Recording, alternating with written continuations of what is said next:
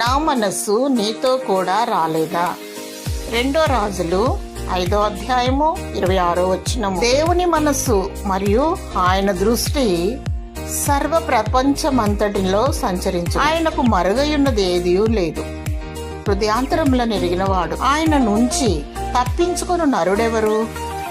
తలంపులు పుట్టక మునిపే ఆయన ఎరిగి ఉన్నవాడు. నీవు ఎక్కడ ఉన్నా, ఏ పని చేయుచున్నా దేవుని దృష్టి నీతో కూడా ఉండును.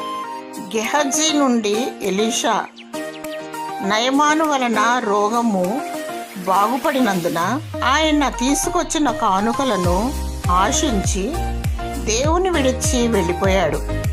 ఎలీషా దేవుని ఆత్మగలవాడై ధనము సంపాదించుకొనుటకు ఇది సమయమా? నా మనస్సు నీతో కూడా రాలేదా?